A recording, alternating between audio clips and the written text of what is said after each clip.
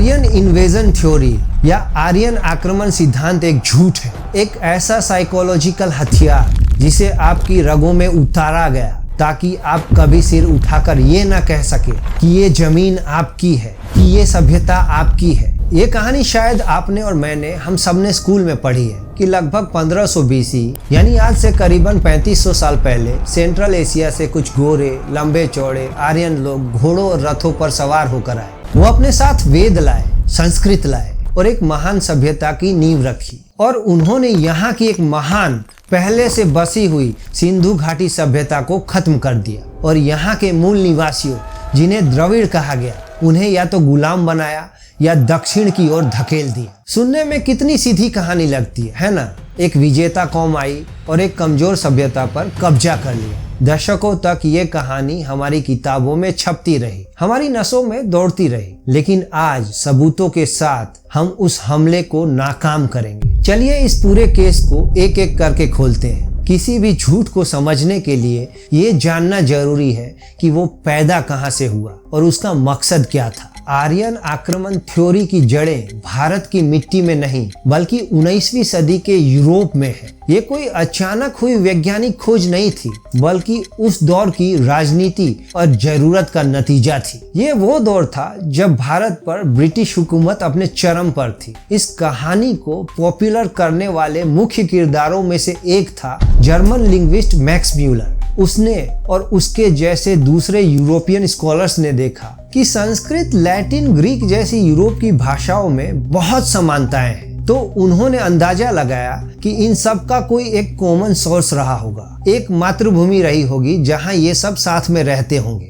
शुरुआत में तो भारत को ही वो मातृभूमि माना गया, लेकिन जैसे जैसे भारत पर ब्रिटिश कब्जा मजबूत होता गया कहानी बदल दी गई। अब ये मातृभूमि यूरोप या सेंट्रल एशिया में शिफ्ट हो गई। ये कोई सबूतों पर आधारित बदलाव नहीं था, ये एक पॉलिटिकल मूव था, एक ऐसी कहानी जो अंग्रेजों के राज को सही ठहरा सके। मकसद साफ था, डिवाइड एंड रूल, यानी फूट डालो और राज करो। आर्यन आक्रमण theory British divide and rule policy का सबसे खतरनाक हथियार थी। इसने एक ही झटके में 3 निशाने साधे। पहला, इसने उत्तर और दक्षिण भारत के बीच एक नकली दीवार खड़ी कर दी। आर्य बनाम द्रविड़ एक ही देश के लोगों को एक दूसरे का दुश्मन बना दिया, एक ऐसी दरार पैदा की जो आज भी जिंदा है। दूसरा, इसने भारतीयों के आत्मसम्मान को तोड़ दिया। आपको बताया गया कि आपकी सबसे पवित्र किताबें, आपके वेद, आपकी भाषा, संस्कृत, ये सब बाहर से आए हैं, आपकी अपनी कोई देन नहीं है। इस थ्योरी का छिपा हुआ मतलब ये था कि भारत के मूल निवासियों में एक महान सभ्यता बनाने की काबिलियत थी ही नहीं। और तीसरा और सबसे खतरनाक, इसने ब्रिटिश राज को सही ठहरा दिया। उनकी कहानी ये थी, देखो हम भी तो तुम्हारे पुराने आर्यन भाइयों जैसे ही हैं, हम भी बाहर से आए हैं तुम्हें सभ्य बनाने, हम तो बस उसी परंपरा को आगे बढ़ा रहे हैं। इस एक कहानी ने उनके जुल्म को एक हिस्टोरिकल कंटिन्यूटी का चोला पहना दिया। ये एक सोची समझी साजिश थी। थॉमस मैकॉले ने 1836 में अपने खत में साफ साफ लिखा था कि उनका मकसद भारतीयों की एक ऐसी कौम तैयार करना है जो खून और रंग में तो भारतीय हो लेकिन सोच विचार और बुद्धि में अंग्रेज हो। आर्यन आक्रमण थ्योरी इसी मकसद को पूरा करने के लिए बनाया गया हिस्टोरिकल करिकुलम था। और इस कहानी का पोस्टर बॉय मैक्स म्यूलर, जो एक तरफ तो भारत की तारीफों के पुल बांधता था, वहीं दूसरी तरफ अपने खतों में लिख रहा था कि भारत को एक बार फिर जीतना होगा और ये दूसरी जीत शिक्षा के जरिए होगी। उसका असली मकसद भारत के धर्म को ईसाई धर्म में बदलना था और आर्यन थ्योरी उसका सबसे बड़ा हथियार थी। उसने खुद माना कि उसने जो वेदों की तारीखें 1200 से 1500 BC यानी आज से लगभग 3200 से 3500 साल पहले तय की है वो बस एक अंदाजा है, मेयरली हाइपोथेटिकल। लेकिन इस एक अंदाजे पर हमारे पूरे इतिहास की इमारत खड़ी कर दी गई। लेकिन हर जुर्म के पीछे कोई ना कोई सुराग छूट जाता है। अब चलते हैं क्राइम सीन पर। तो सबूत नंबर 1 है पुरातत्व, वो नरसंहार जो कभी हुआ ही नहीं। 1920 के दशक में जब सिंधु घाटी सभ्यता के शहरों को खोजा गया तो दुनिया हैरान रह गई। मोहनजोदड़ो और हड़प्पा जैसे शहर जहां 30,000 से 60,000 लोग रहते थे, पक्की ईंटों के घर, 2-2 मंजिला इमारतें और दुनिया की सबसे पहली जल निकासी प्रणाली। ये सभ्यता मिस्र और मेसोपोटामिया की सभ्यताओं से भी बड़े इलाकों में फैली थी और थ्योरी कहती है कि इस महान सभ्यता को बाहर से आए कुछ लड़ाकों ने तबाह कर दिया। अगर ये सच है तो जमीन पर तबाही की परतें मिलनी चाहिए, जले हुए शहर, हथियार और सबसे जरूरी हजारों लाशों वाली सामूहिक कब्रें मिलनी चाहिए। 1940 के दशक में एक ब्रिटिश आर्कियोलॉजिस्ट मार्टिमर व्हीलर ने बड़े नाटकीय अंदाज में ऐलान भी कर दिया कि सिंधु घाटी की तबाही का दोषी इंद्र है। उसने मोहनजोदड़ो में मिली कुछ लाशों को इस आक्रमण का सबूत बता दिया। लेकिन ये कहानी टिक नहीं पाई। बाद में जब जॉर्ज एफ डेल्स जैसे आर्कियोलॉजिस्ट ने गहराई से जांच की तो सच सामने आ गया। हजारों नहीं, सिर्फ 37 कंकाल मिले थे और वो भी अलग अलग समय के थे। किसी एक हमले का कोई सबूत नहीं था। सोचिए, एक पूरी सभ्यता को सेना से रौंदा जाता तो हजारों लाशें मिलती, हथियारों के ढेर मिलते, लेकिन वहां कुछ नहीं मिला। कोई तलवारें नहीं, कोई कवच नहीं, कोई जले हुए किले नहीं। आक्रमण का एक भी पुख्ता पुरातात्विक सबूत आज तक नहीं मिला है। व्हीलर का दोषी इंद्र एक मिथ था जिसे डेल्स जैसे आर्कियोलॉजिस्ट की खोज ने पूरी तरह से खारिज कर दिया। सच तो ये है कि सिंधु घाटी के शहर शांति से खत्म हुए थे। उसका पतन किसी हमले से नहीं बल्कि क्लाइमेट चेंज और सरस्वती जैसी नदियों के सूखने की वजह से हुआ था। इसके उलट हमें तबाही के नहीं बल्कि निरंतरता के सबूत मिले हैं। महान आर्कियोलॉजिस्ट बीबी लाल ने साबित किया कि हड़प्पा और वैदिक संस्कृति एक ही सिक्के के दो पहलू हैं। हड़प्पा की खुदाई में यज्ञ की वेदियां मिली हैं। वहां की मुहरों पर योगी की मुद्रा में बैठे पशुपति शिव मिले हैं। मूर्तियों में नमस्ते की मुद्रा है। शादीशुदा औरतों की मूर्तियों की मांग में वैसा ही सिंदूर या लाल रंग भरा है जैसा आज भरा जाता है। ये सब कुछ वही है जो आज भी हमारी संस्कृति का हिस्सा है। ये एक 5000 साल की अटूट निरंतरता है। लेकिन इस केस का सबसे बड़ा सबूत जमीन के नीचे नहीं बल्कि आसमान से मिला। सबूत नंबर 2 है सरस्वती, वो गुमशुदा नदी जिसने सच बताया। आर्यन आक्रमण थ्योरी के मुताबिक आर्य अपने साथ एक पवित्र ग्रंथ लाए थे, ऋग्वेद। ऋग्वेद में सबसे ज्यादा सम्मान एक नदी को दिया गया है, वो है सरस्वती। 80 से ज्यादा बार उसका जिक्र है।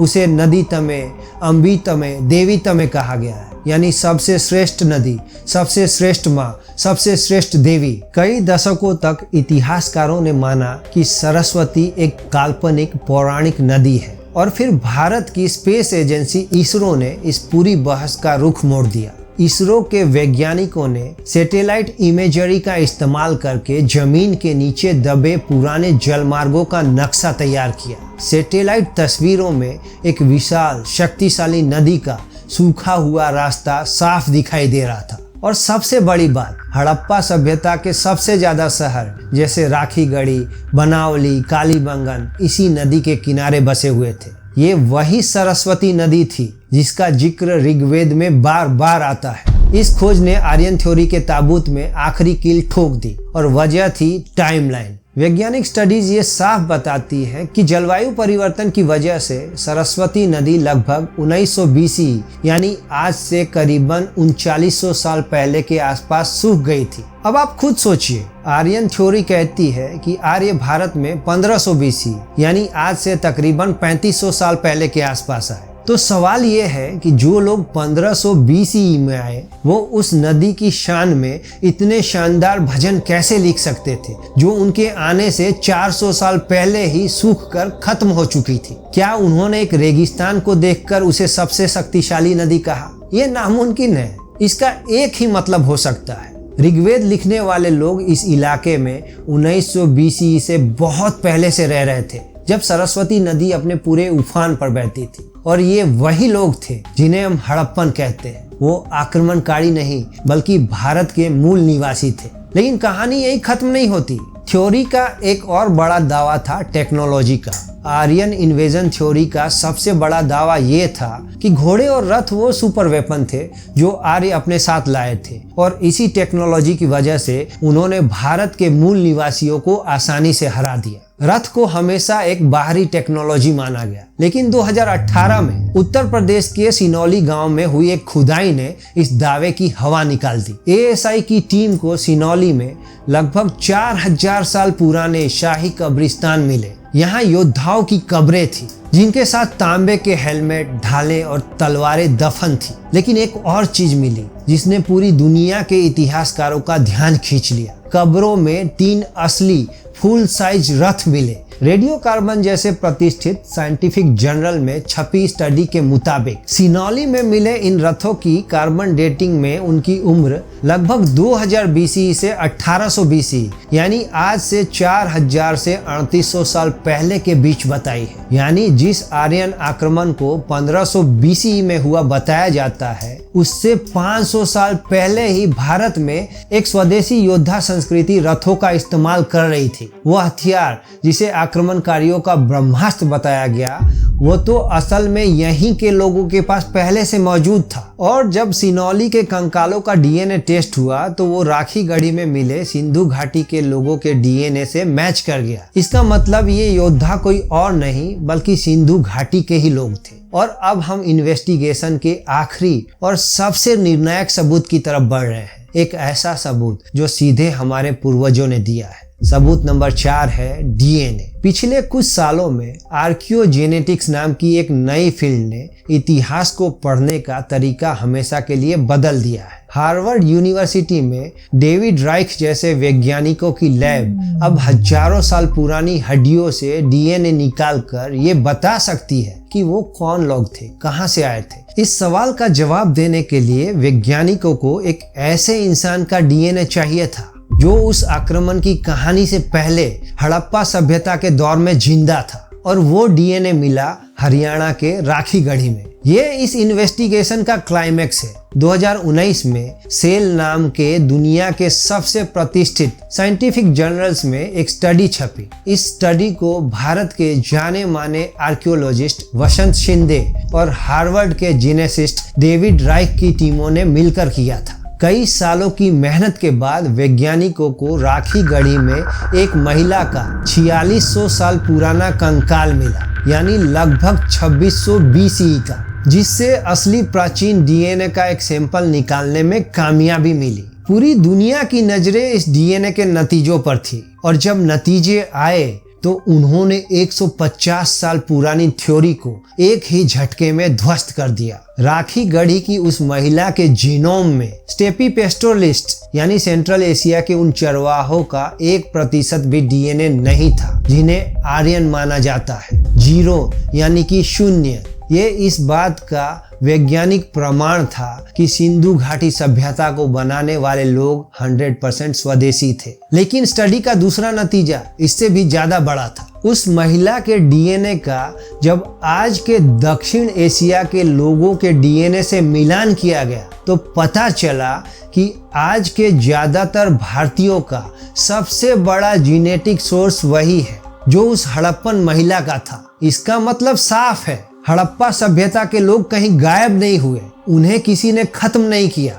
वो आप और हम हैं, हम सब उन्हीं के वंशज हैं। तो फिर आज के भारतीयों में जो थोड़ा बहुत स्टेपी डीएनए मिलता है वो कहां से आया? जेनेटिक्स इसका भी जवाब देता है। ये डीएनए भारत में आया लेकिन बहुत बाद में, और एक आक्रमण के तौर पर नहीं। हड़प्पा सभ्यता के पतन के बाद लगभग 4200 साल पहले यानी 2200 BCE से लेकर अगले 2000 सालों तक सेंट्रल एशिया से लोगों के छोटे बड़े समूह भारत आए और यहाँ की पहले से मौजूद विशाल आबादी यानी हड़प्पा के वंशजों के साथ घुल मिल गए। इसे ऐसे समझिए, मान लीजिए एक गिलास में पहले से लाल रंग का पानी है यानी सिंधु घाटी के लोग। आर्यन आक्रमण थ्योरी कहती है कि बाहर से किसी ने आकर उस गिलास में नीला पानी यानी स्टेपी लोग जबरदस्ती डाल दिया और लाल पानी को बाहर फेंक दिया। लेकिन डीएनए सबूत कहता है कि लाल पानी का गिलास पहले से भरा हुआ था और बहुत बाद में उसमें धीरे धीरे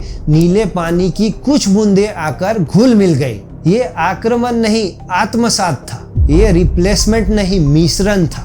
तो इस पूरी इन्वेस्टिगेशन के बाद हम किस नतीजे पर पहुंचते हैं? सबूत हमारे सामने है। पुरातत्व चीख चीख कर कह रहा है कोई आक्रमण नहीं हुआ। सिनौली के रथ गरज कर कह रहे हैं हम यहीं के योद्धा थे। राखी गढ़ी का डीएनए चिल्ला कर कह रहा है हमारे पुरखे यहीं के थे। और हमारे वेद गाकर कह रहे हैं ये धरती ही हमारी मातृभूमि है। आर्यन आक्रमण थ्योरी सिर्फ गलत नहीं, ये एक साइंटिफिक फ्रॉड है। ये एक कॉलोनियल प्रोपेगेंडा है जिसे आधुनिक विज्ञान ने पूरी तरह से ध्वस्त कर दिया है। आज विज्ञान ने हमें उस झूठ से आजाद होने का मौका दिया है। उसने हमें हमारी अपनी कहानी, ज्यादा सच्ची और ज्यादा शक्तिशाली कहानी वापस दी है। ये कहानी किसी आक्रमण या हार की नहीं है, ये निरंतरता की कहानी है। ये एक स्वदेशी सभ्यता की कहानी है जिसने न सिर्फ बड़े बड़े शहर बनाए बल्कि एक ऐसी संस्कृति की नींव रखी जो आज भी जिंदा है। इस झूठ को खारिज करना सिर्फ इतिहास को सही करना नहीं है, ये अपनी आत्मा को वापस पाना है। ये भविष्य के लिए एक ऐसी नींव रखना है जो किसी विदेशी झूठ पर नहीं बल्कि अपनी हजारों साल पुरानी सच्चाई पर टिकी हो। तो इसी बात के साथ इस एपिसोड को यहीं खत्म करते हैं और आपसे मिलते हैं अगले वीडियो में। नमस्कार।